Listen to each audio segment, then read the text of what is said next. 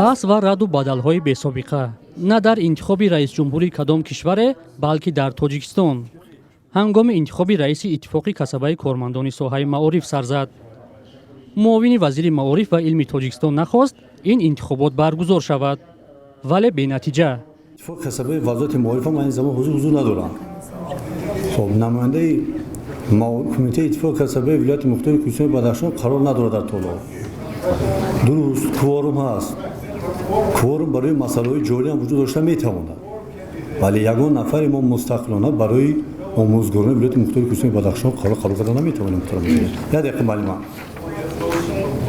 من خواهش دارم احترامانه کاری. баъзе вакилон дар хитоб ба муовини вазир ёдовар шуданд ки ин идора як ниҳоди мустақил аст ва ҳеҷ зарурат нест ки бо далере ба таъхир гузошта шавад.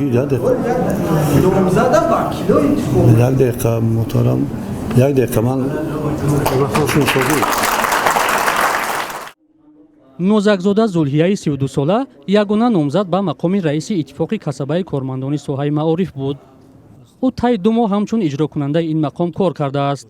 خواستار آن شد که انتخاب از سوی وکیلان انجمن به طور شفاف صورت گیرد. او هم دعوتنامه در جریان هم رئیس فدراسیون اتفاق کسبه مستقل کردند. هم وزیر معارف و جمهوری اسلامی رو البته که در جریان ماندگی است. چون که جلسه انجمن اتفاق کسبه کارمندان معارف و جمهوری اسلامی علاقه از سال 2020 علاقه تصدیق کرده شد و بر دو ماه پیش سنه برگزاری آن نیز تصدیق کرده شد. اکثر وکیلان از این دختر جانبداری می‌کردند. با این وجود نورعلی صابرزاده پیشنهاد کرد که یک بار تنفسی کوتاهی صورت گیرد، ولی کسی راضی نشد. خود او همراه معاون رئیس فدراسیون اتفاقهای کسبه جمهوری تالار را ترک کردند. پس از لحظه دوباره برگشتند.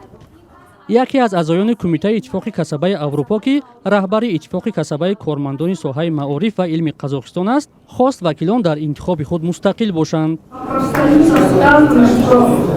در قزاقستان وزارت معارف و علم و یا هیچ مسئول حکومت هیچگاه به کارهای اتفاقهای کسبه دخالت نمی‌کردند. در آیین‌نامه اتفاق گفته شده است که آن مستقل است و از دولت وابسته نیست.